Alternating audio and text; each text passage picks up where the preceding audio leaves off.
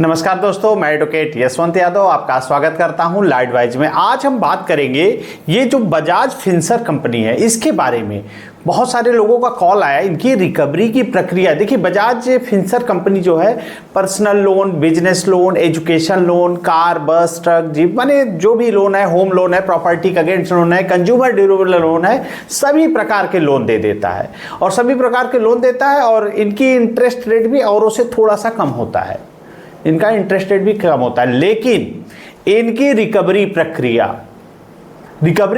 इतनी हार्ड होती है, इतनी गलत तरीके से होती है, गैर कानूनी तरीके से होती है कि बहुत सारे रिकवरी एजेंट आके कह देते हैं मैं आपके घर में आके बैठ जाते हैं, घर के अंदर आके बैठ जाते हैं। बहुत सारे लोगों का फोन आया, बताते हैं सर रिकवरी एजेंट हमारे घर के अंदर आके बैठ गया। और ये इतना ही पे नहीं रहते, एक EMI डिफॉल्ट हुई, 2 EMI डिफॉल्ट हुई, ये तो बहुत सारे ऐसे लोग होते हैं कि नहीं मैं आज एक EMI लेके ही जाऊंगा।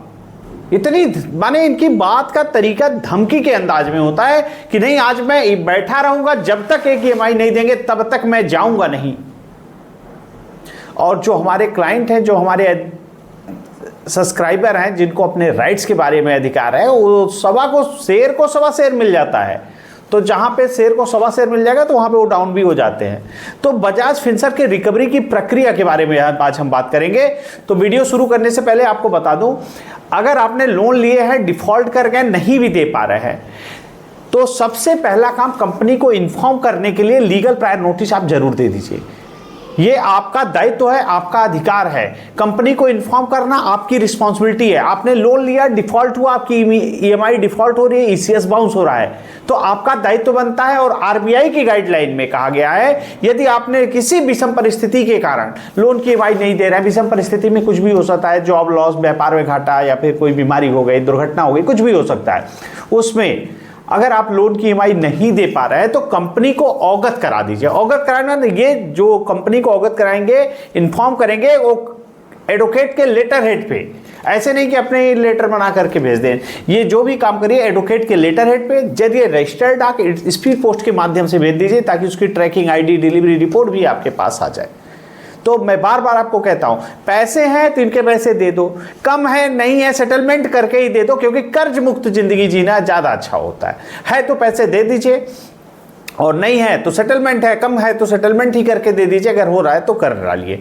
तो आज हम बात करेंगे इनकी बजाज फिनसर्व की रिकवरी प्रक्रिया की। ये ज्यादातर लोन पर्सनल, बिजनेस, एजुकेशन, हर तरह के लोन, होम लोन भी देते हैं, प्रॉपर्टी का अगेंस्ट भी ले देते हैं।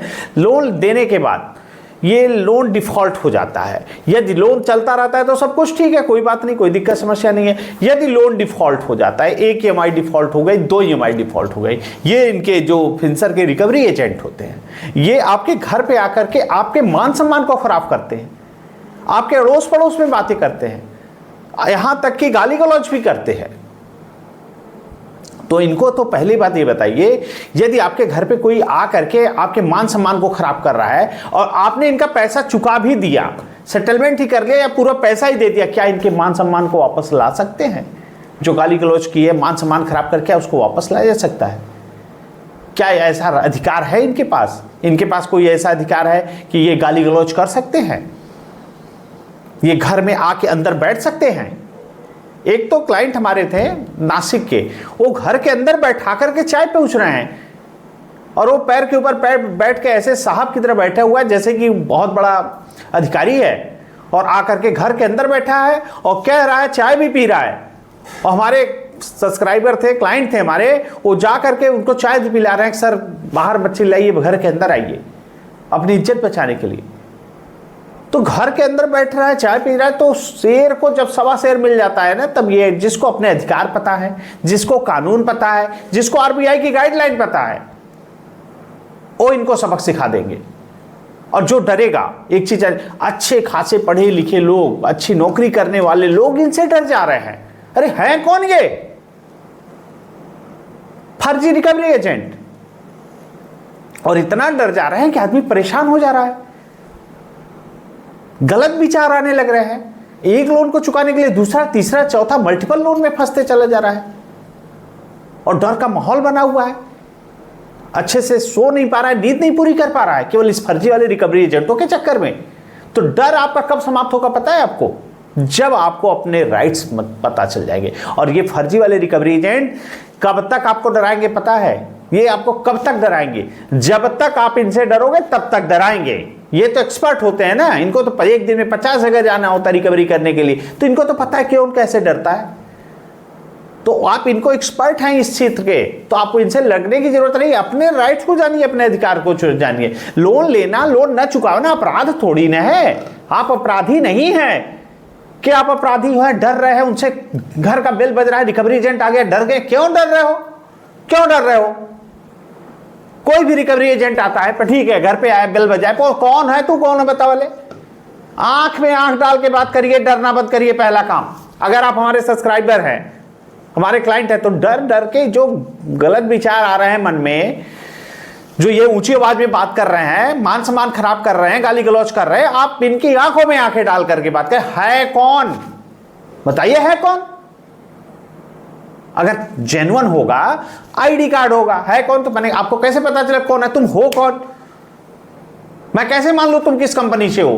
तुम बजाज फिनसर्व से हो, कैसे मान लूं? आई कार्ड होना चाहिए। है आई कार्ड? हाँ या ना में जवाब दो, हाँ या ना। है तो बताओ, नहीं है तो निकलो, नहीं हो तो निकलो, कोई जरूरत नहीं बात करने के लिए। आईडी कार्ड हो, उसके बाद आईडी कार्ड मान लीजिए, हो सकता है आईडी कार्ड हो, उसके बाद हाई आई कार्ड होने के बाद उनसे मांगिए होम विजिट लेटर। मेरे घर पे विजिट करने वाले, आई कार्ड तो जितने एम्प्लॉई हैं बजाज फाइनेंसर के, सबके पास तो आई कार्ड होगा। सबके पास आई कार्ड होगा तो क्या सब लोग हमारे घर पे आके रिकवरी करने आएगा? जिसको ऑथराइज किया गया है, जिसको होम विजिट लेटर मिला गया, वही तो आएगा। देखिए, मैं थोड़ा सा इसलिए अग्रेसिव बात कर रहा हूं क्योंकि ये फर्जी रिकवरी एजेंट, हमारे पास फोन आया कि सर, कई बार आता है। देखिए, एक कंपनी का कई बार फोन आता है, हाँ बजाज फिनसर्व के रिकवरी एजेंट तो लगते ही नहीं है, गुंडे लग रहे हैं सर, घर के अंदर घुस जा रहे हैं, घर के अंदर बैठ जा रहे हैं। इनकी इतनी हिम्मत हो रही है घर के अंदर बैठ नहीं जाए, आप बैठा रहे हैं, आप बैठा रहे तब बैठा है। शेर को सवा शेर मिलते हैं। जो हमारे क्लाइंट हैं, हमारे सब्सक्राइबर ऐसे ऐसे भी है, ऐसे ऐसे हमारे क्लाइंट हैं जिनके घर पे फर्जी रिकवरी एजेंट वाले जाने से सोचते हैं, डरते हैं। क्यों?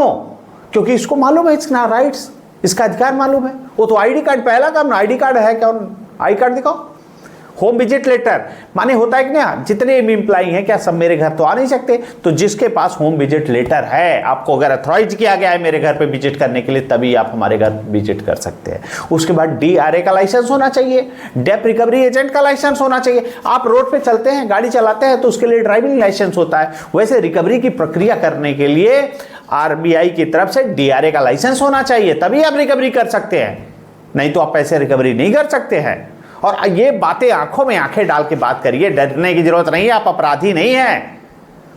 और जिस दिन आपको अपने राइट्स, अपने अधिकार पता चल जाएंगे, तो रिकवरी एजेंट आपको डराना बंद कर देंगे। ये कब तक डराते हैं उनको भी मालूम है।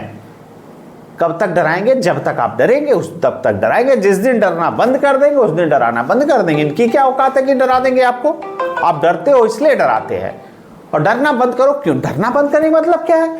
आप इनसे अधिकार आपके जो है, आईडी कार्ड मांगो, विजिट लेटर मांगो, DRA का लाइसेंस है तो बात करो, नहीं है तो निकालो बाहर। क्यों बात करते हो इनसे? घर के अंदर बैठा ले रहे हैं, चाय पिला रहे हैं कि नहीं आइए आपका स्वागत है, तो स्वागत करेंगे तो ये पैर पे पैर रख करके आपके यहाँ आप ही की चाय पियेंगे। इनका काम ही क्या है? इनका काम ही है कैसे भी पैसे निकालें। ये कि EMI आज दोगे नहीं तो मैं जाऊंगा नहीं, ऐसी ऐसी भाषा बोलते हैं। तो आपके मन के अंदर का डर समाप्त हुआ कि नहीं? अगर समाप्त हुआ तो कमेंट्स करके बताइए। आपके कमेंट से हमें तो पता चले कि मेरे सब्सक्राइबर, मेरे क्लाइंट जो है उनको डर समाप्त हो गया है। वो लिख रहे हैं हाँ डर समाप्त हो गया है। डर समाप्त हो गया है तो यस कमेंट करिए, और नहीं डर समाप्त है नो कमेंट करिए। नो कमेंट करेंगे तो मेरा नंबर भी है, जरूरत पड़ने पे एक बार हमसे बात कर लीजिएगा, मैं आपको अधिकार बता दूंगा, क्या RBI गाइडलाइन है, क्या कानून है, क्या है। लेकिन एक चीज, डरना घबराना नहीं है, मन में कोई गलत विचार नहीं लाना है। पैसे हैं तो इनके पैसे दे देना है, नहीं है तो जो प्रक्रिया है, जो प्रोसेस है वो करिए, नहीं तो सेटलमेंट करके, थोड़े बहुत पैसे हैं सेटलमेंट करके उसको क्लोज कराइए।